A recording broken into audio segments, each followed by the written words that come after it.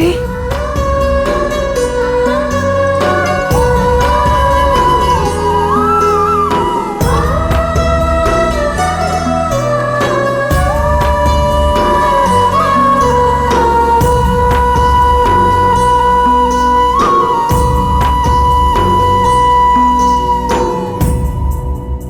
तुम्हें भयभीत होने की कोई आवश्यकता नहीं पुत्री। तुम यहाँ पूर्णतः सुरक्षित हो।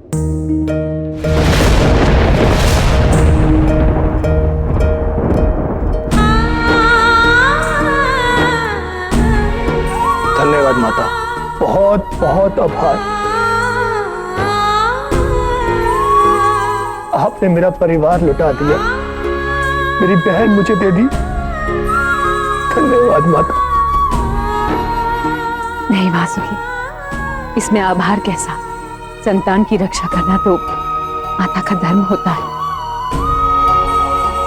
आओ पुत्री, मैं कैलाश परिवार के अन्य सदस्यों से तुम्हारा परिचय करवाऊं।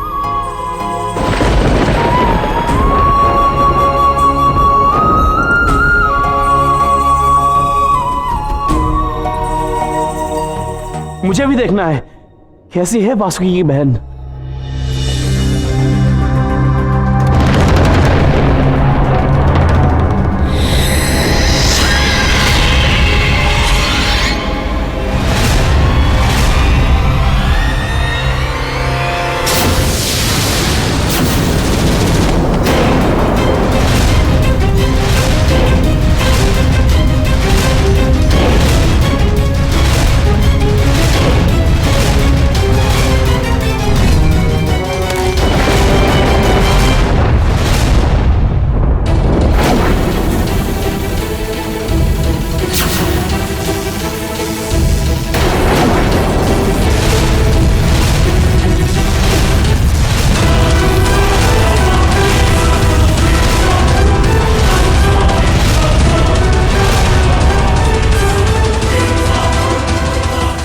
ये क्या कर रही हो मनसा? रुक जाओ।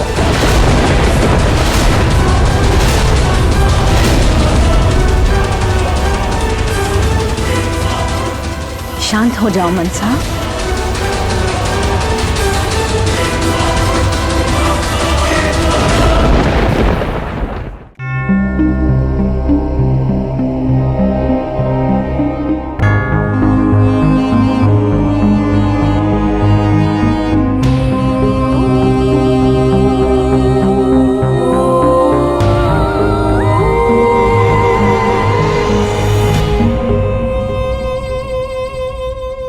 माता मुझे क्षमा कर दो। महादेव क्षमा। वासुकी, इसमें तुम्हारा कोई दोष नहीं। अभी मनसा को स्वयं अपने बारे में और आसपास के वातावरण के विषय में कोई बोध नहीं। तुम्हें क्षमा मांगने की कोई आवश्यकता नहीं।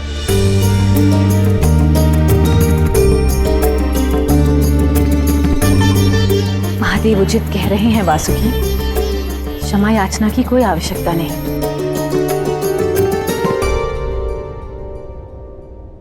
मुझे ज्ञात है मनसा, तुम किसी को हानि नहीं पहुंचाना चाहती थी, किंतु पुत्री, ये कैलाश है, तुम्हारा परिवार, और यहाँ कोई तुम्हारा शत्रु नहीं।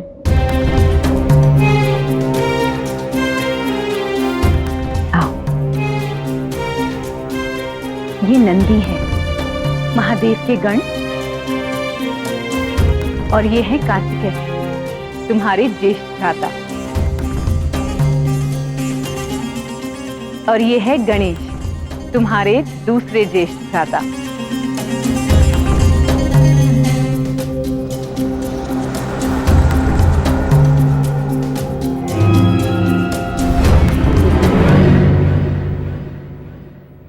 क्षमा करना मनसा, तुम्हें भयभीत करना मेरा उद्देश्य नहीं था, योद्धा होना। इसलिए नंदी की रक्षा हेतु शस्त्र तुरंत निकल पड़े। कैलाश परिवार में तुम्हारा स्वागत है।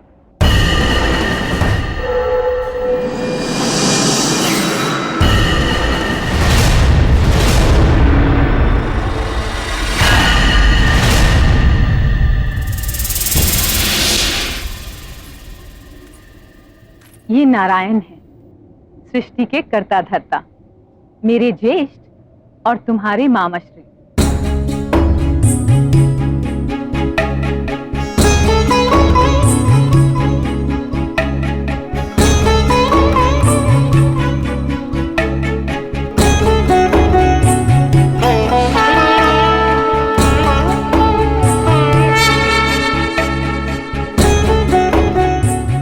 आओ।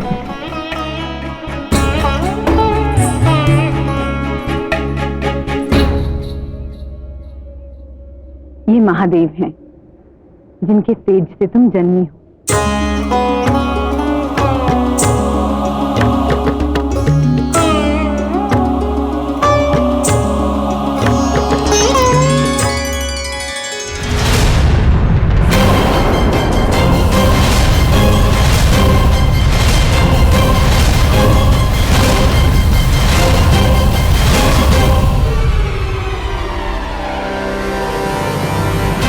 मनसा, पुत्री, प्रतीत होता है तुम्हें विश्राम की आवश्यकता है।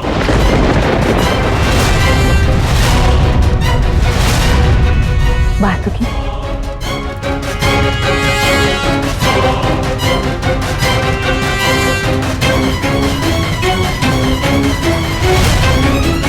अब तक माता पुत्री के सुख से वंचित रही, किंतु मनसा के आ जाने के पश्चात उन्हें पहली बार पुत्री सुख का अनुभव प्राप्त हुआ है।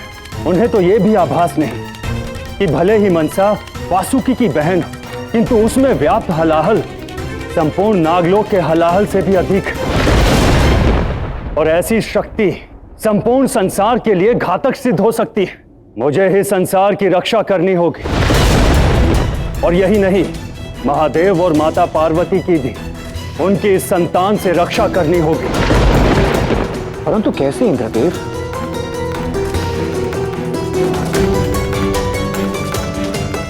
मैंने किसी से सहायता मांगी, आशा है कि वो मेरे विचारों से सहमत होकर मेरी सहायता के लिए मान जाएं।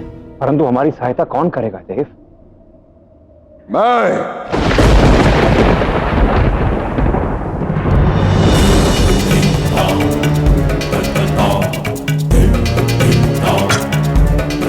प्रणाम आचार्य। मैं तुम्हारी सहायता करूंगा देवराज।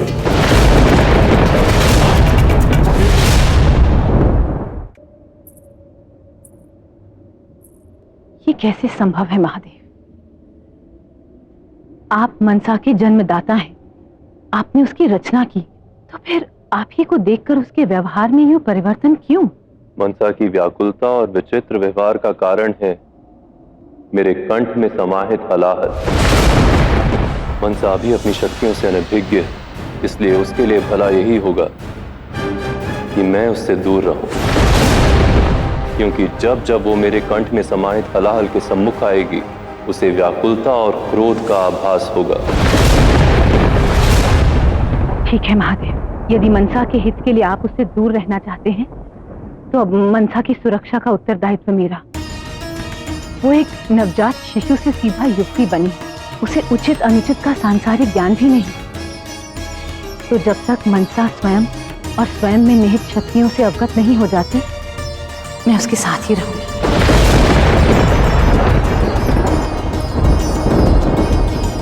गौरी,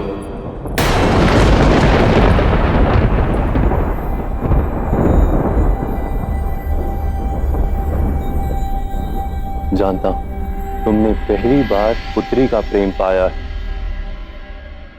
किंतु गौरी तुम्हें स्मरण रखना होगा, मनसा का जन्म केवल वासुकी को एक बहन देने के लिए हुआ है, उससे केवल मुझे ही नहीं अपितु तुम्हें भी दूर रहने की आवश्यकता है।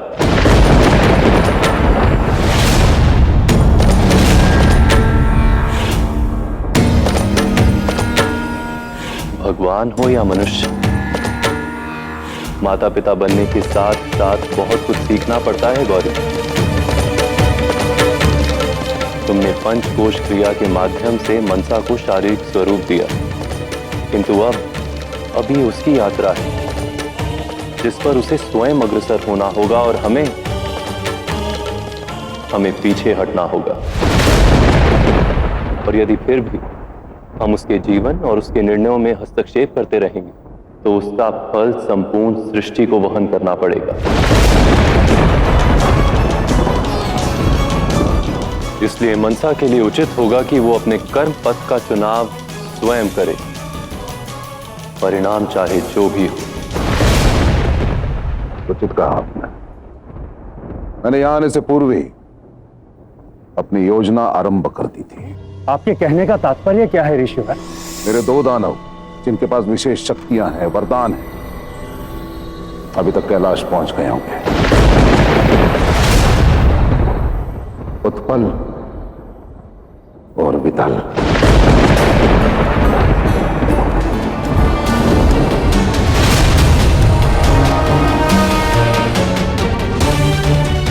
इन्हें वरदान प्राप्त है कि वो किसी की भी वेशभूषा धारण कर सकते हैं। ना इन्हें अस्त्र मार सकता है, ना शस्त्र, ना ही किसी के स्पर्श से मर सकते हैं। तो इसका अर्थ ये हुआ ऋषिवर कि अब स्वयं महाकाली भी उन्हें मनसा को कैलाश से दूर ले जाने से नहीं रोक पाएंगी। नहीं,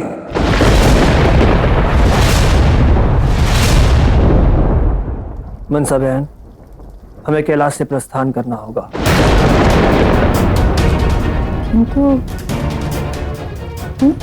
क्योंकि हमारा उचित स्थान नागलोक है। बहन, हम नाग, देवता नहीं है। हम नागों की तुलना कभी देवताओं से हो नहीं सकती। कि महादेव ने अपने गले में धारण किया है, इसलिए मुझे कैलाश में रहने का सौभाग्य प्राप्त है।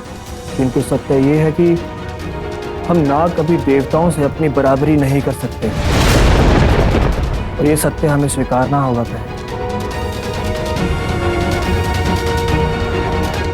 मैं माता को सूचित करके आता हूं।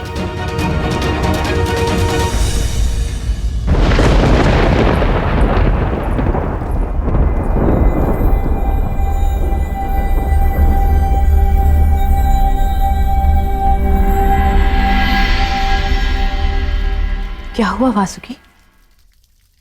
माता, मुझे लगता है मुझे और मनसा को नागलोक के लिए प्रस्थान करना चाहिए।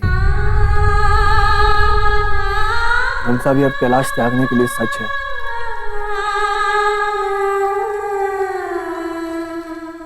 ये निर्णय उचित है वासुकी।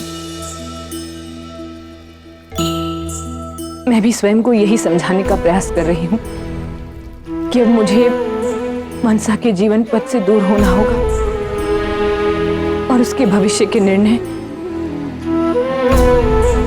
उसी पर छोड़ने होंगे।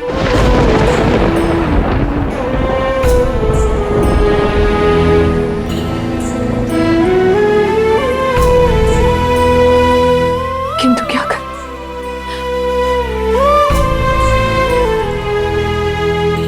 माता हूं ना।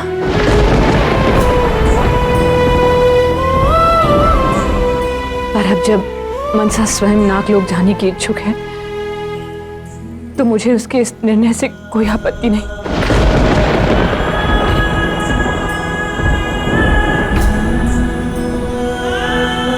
किंतु एक बात सदैव स्मरण रखना पुत्री, तुम चाहे कहीं भी हो, तुम्हें जब भी मेरी आवश्यकता होगी, मैं सदैव तुम्हारी रक्षा हेतु उपस्थित हो जाऊंगी। आज्ञा दे माता।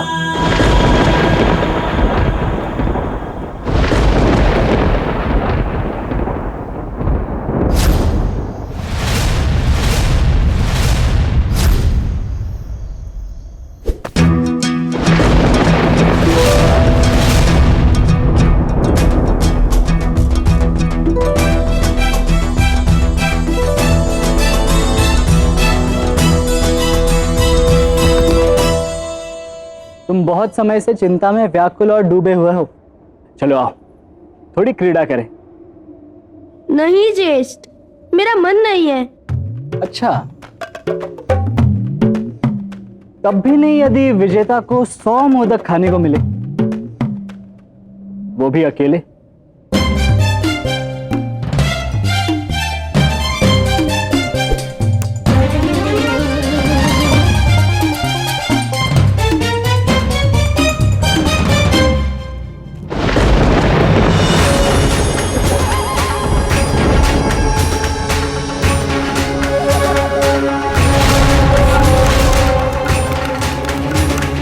आखिर कब तक हम इसी प्रकार उस मंशा के लिए प्रतीक्षा करेंगे?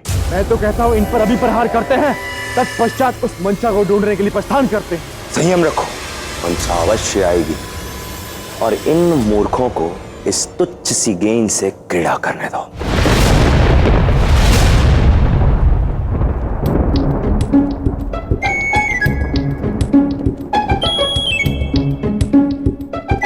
वैसे अनुज, मुझे सब ज्ञात है कि तुम मनसा से इतने क्यों अप्रसन्न हो।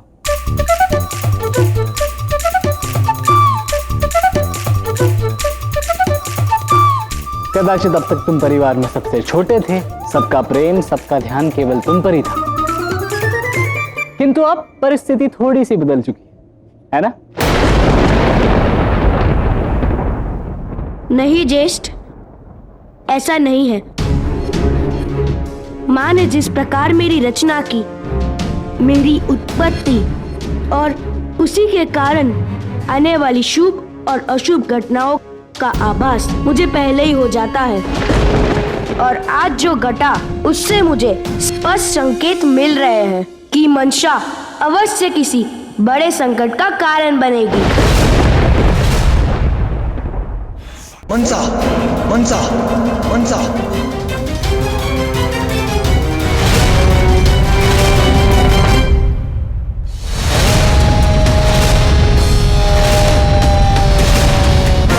इसे हमें सौंप दो, हम तुम्हें जीवन दान दे देंगे, अन्यथा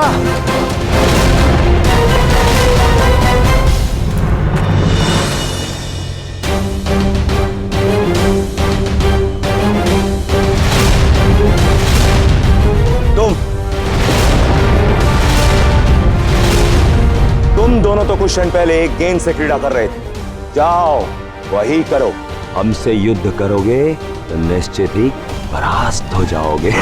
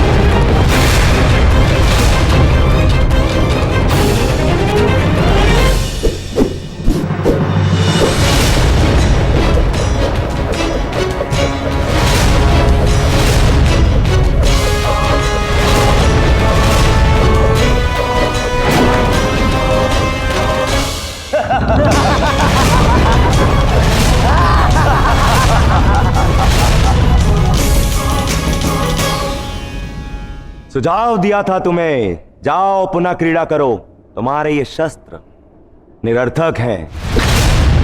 हम दोनों को यह वरदान प्राप्त है कि कोई भी शस्त्र और सीधा स्पर्श हमारा अंत नहीं कर सकता।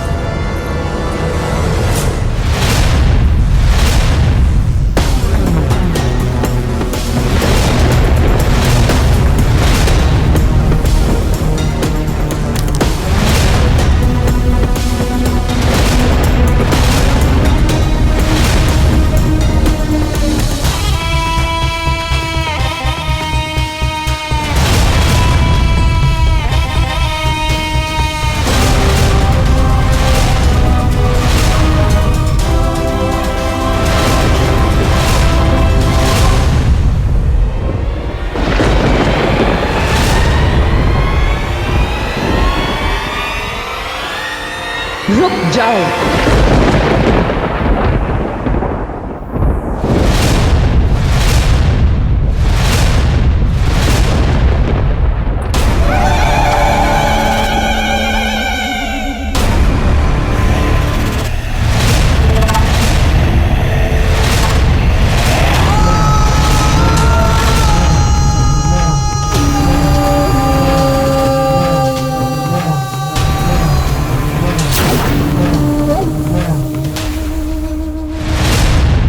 उचित होगा कि तुम दोनों अभी ये स्थान छोड़कर चले जाओ।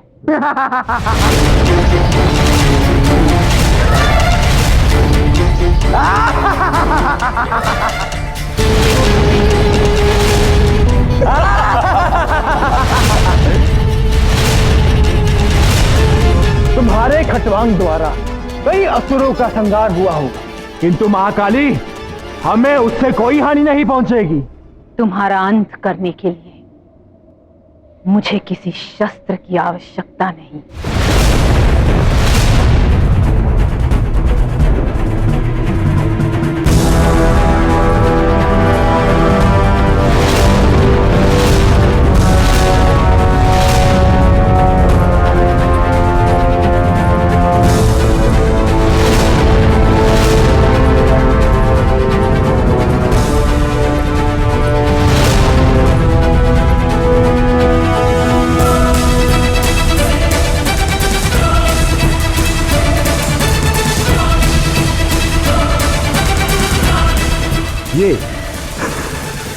ये तो मात्र एक गेंद है।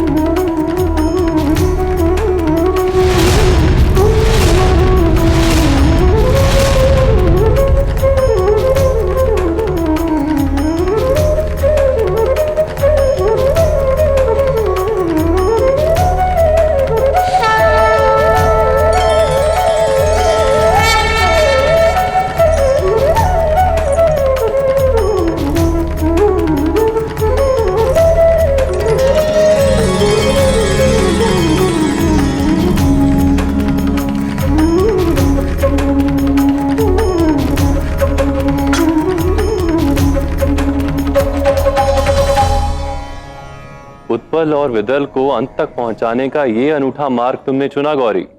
उनका दैविक वरदान भी उन्हें एक मां के प्रकोप से नहीं बचा पाया।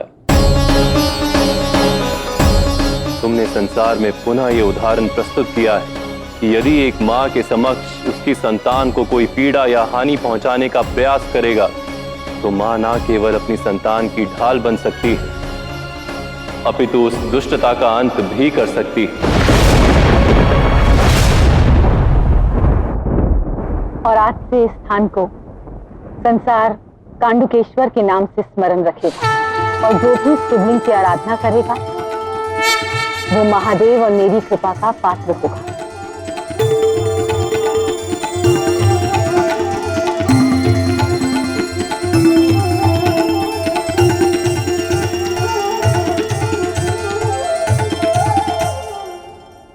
वासुकी, मुझे ज्ञात है इस समय तुम्हारे मन मस्तिष्क में क्या विचार पनप रहा है।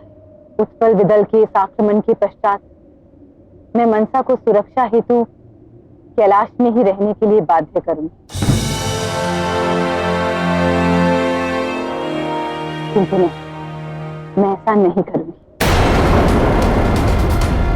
एक माता के स्वरूप में मैं सदैव मनसा के साथ हूं, किंतु अपने जीवन पथ का चुनाव और उस पथ पर आने वाली चुनौतियों का सामना तो मनसा को स्वयं ही करना है। तो इसलिए यदि उसने स्वयं के लिए कैलाश के स्थान पर नागलोक का चयन किया है तो मैं उसके इस निर्णय का स्वागत करती हूँ। धन्यवाद माता, आपके समर्थन और साथ के लिए बहुत बहुत धन्यवाद। चलो मनसा, अब यहां से प्रस्थान करते हैं।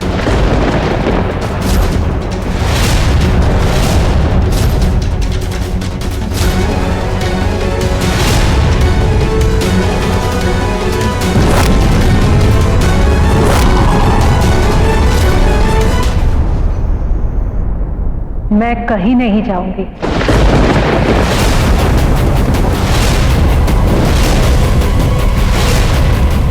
कैलाश को छोड़कर मैंने निर्णय ले लिया है, मैं नागलोक नहीं जाऊंगी।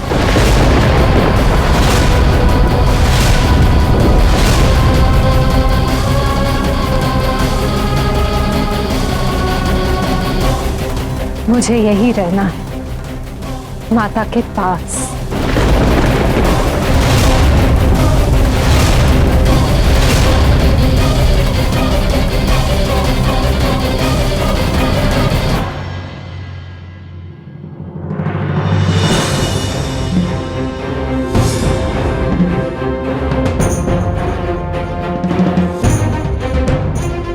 प्रतीत होता है इसे यहां से बाहर निकालने का कार्य मुझे स्वयं ही करना होगा।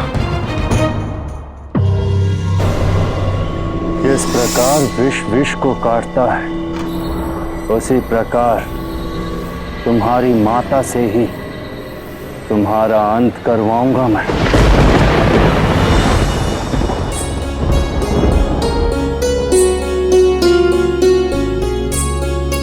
कैलाश में रहने के तुम्हारे निर्णय से मैं बहुत प्रसन्न हूं मनसा। माता, आप मेरा श्रृंगार क्यों कर रही हैं? ये तो मैं स्वयं ही कर लूंगी। ये तो ममता का सुखद अनुभव है, इसे तुम नहीं समझोगी। जानती हो, वर्षों मैंने इस दिन की प्रतीक्षा की है कि अपनी पुत्री का श्रृंगार मैं स्वयं अपने हाथों से करूं। केवल एक माता और पुत्री के मध्य ही ऐसा संबंध हो सकता है, इसलिए ये सुखद अनुभव मुझे जी लेने दो।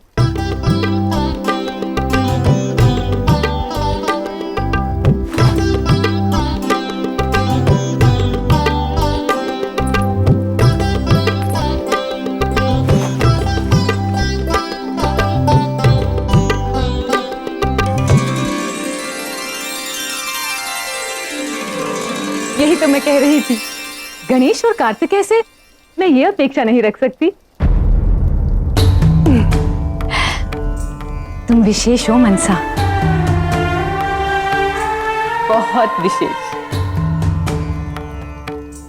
जानती हो, जिस क्षण मैंने तुम्हें अपने हाथों में लिया, उसी क्षण मुझे आभास हो गया था कि तुम्हारे और मेरे मध्य एक विशेष संबंध होने वाला है। तुम्हारे लिए मेरे हृदय में एक विशेष स्थान है मनसा। कैलाश तुम्हें पाकर धन्य हो गया।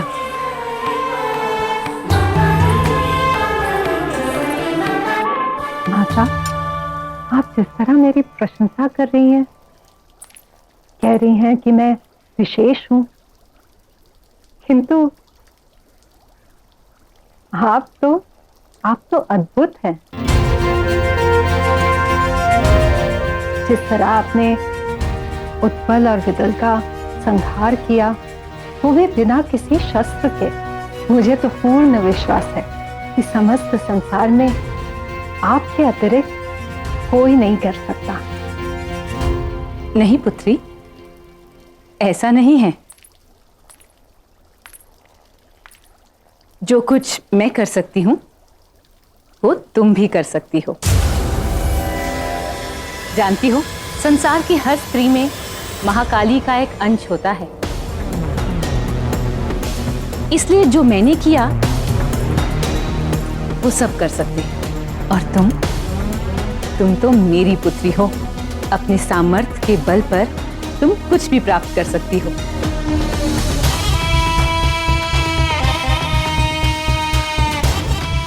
भोजन का समय हो गया, मैं सबको बुलाती हूँ। तुम भी शीघ्र आ जाओ।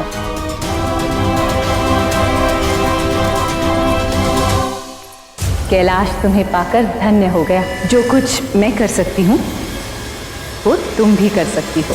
तुम विशेष हो मनसा।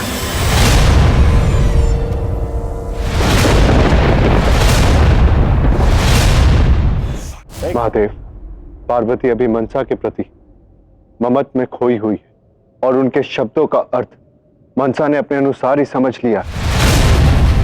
इतनी शक्ति और क्रोध के साथ यदि मनसा के हृदय ने अहंकार को जन्म दिया, तो इसका परिणाम घातक होगा महादेव।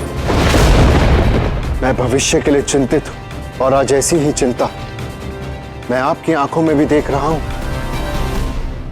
नारायण, मेरे लिए चिंता का विषय है पार्वती का मनसा से भावनात्मक जुड़ाव। भविष्य में मनसा क्या करेगी, मैं उसके लिए चिंतित नहीं, किंतु उसके कर्मों द्वारा पार्वती किस प्रकार आहत होगी, मेरे लिए वो अधिक महत्वपूर्ण। किंतु ये भी गौरी के लिए एक सीख ही होगी कि कभी कभी अपनी संतान के जीवन से दूरी बनाए रखना आवश्यक होता है, उन्हीं की भलाई के लिए। जब तक पार्वती ये बात नहीं समझ लेती, नियति उसके समक्ष ऐसी परिस्थितियां उत्पन्न करती रहेगी।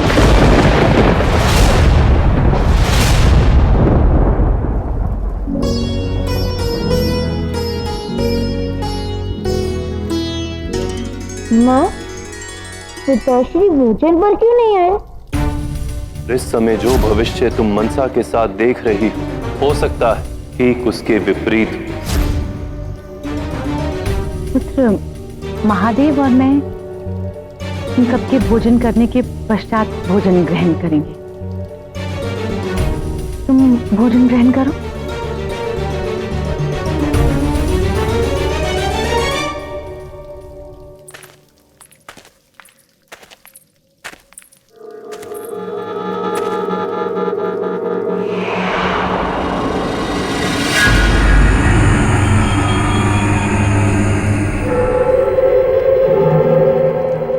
यहाँ बैठो मनसा। नहीं माता, इसकी आवश्यकता नहीं है। मैं और मनसा साथ बैठकर भोजन ग्रहण कर लेंगे। कोई बात नहीं वासुकी, मनसा आज अपनी माता के साथ बैठना चाहती है और कैलाश पे तो सभी बच्चों को अपना स्थान चुनने का अधिकार है।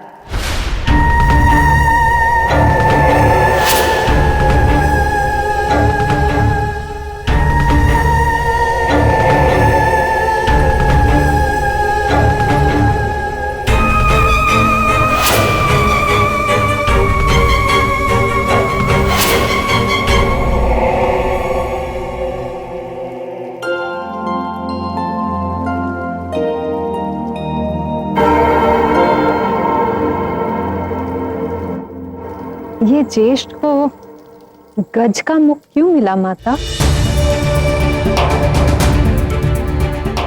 ये बात तब की है जब मैंने गणेश का सृजन स्वयं अपने इन हाथों से किया। तुम्हारी माता के पास चलते हैं। जब तक मैं यहाँ पर खड़ा हूँ आप भीतर प्रवेश नहीं कर सकते।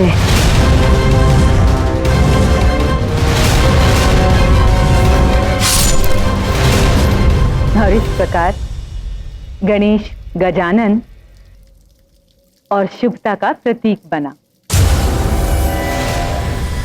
मैं वो शुभ दिन कभी नहीं भूल सकता। कैलाश पर चारों ओर प्रसन्नता और उत्साह का वातावरण था। सारे देवता असुर गणेश को आशीर्वाद देने आए थे। इससे पहले ऐसा वातावरण, ऐसा माहौल कुमार कार्तिकेय के जन्म पर था। मुझे क्षमा करना, कदाचित मैं कुछ ऐसा कह गया जो मुझे नहीं कहना चाहिए था। मैं तो ठहरा बैल बुद्धि। मेरी बात का बुरा मत मानना मानसा। नहीं, इसमें तुम्हारा कोई दोष नहीं है। तो फिर क्या हुआ मनसा? तुम इतनी दुखी क्यों हो? माता, गणेश और कार्तिकेय को सब आपके पुत्र के नाम से जानते हैं, परंतु कैलाश छोड़ मुझे कोई भी आपके पुत्री के नाम से नहीं जानते। बस इतनी सी बात? ठीक है, तो यदि तुम्हारी इच्छा है तो हम कैलाश पर एक उत्सव का आयोजन करेंगे जहां हम सबको आमंत्रित करेंगे और फिर मैं बड़े गर्व के साथ सबको बताऊंगी कि तुम मेरी पुत्री हो।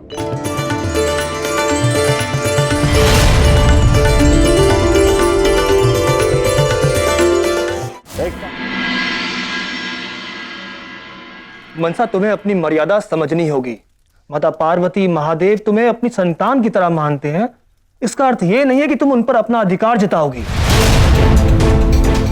तुम देवताओं से अपनी तुलना मत करो, हम नाग हैं। यदि हम ये उत्सव नहीं करेंगे महादेव, तो मनसा को ऐसे लगेगा कि वो एक नाग कन्या है, इसलिए हम उसके साथ भेदभाव कर रहे हैं।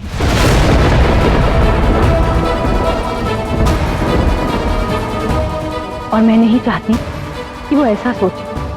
मनसा को कैलाश परिवार का सदस्य बनाने के प्रयास में कहीं तुम स्वयं को उससे दूर ना कर लो।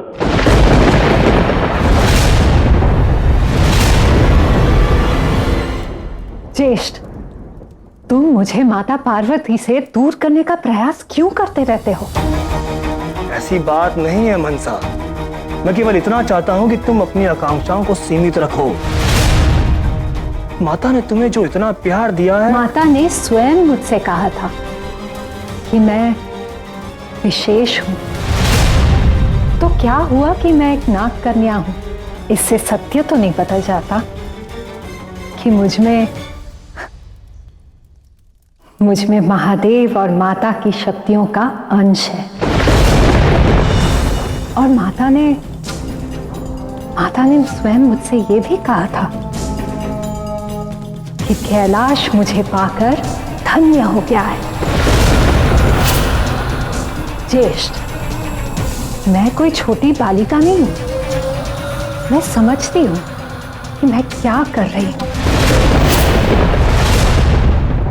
देव, मनसा भले ही अब एक युवती है, किंतु अब भी उसके भीतर एक छोटी बालिका जीवित है। वो तो केवल ये चाहती है कि सब जान लें कि वो हमारी पुत्री है। ठीक,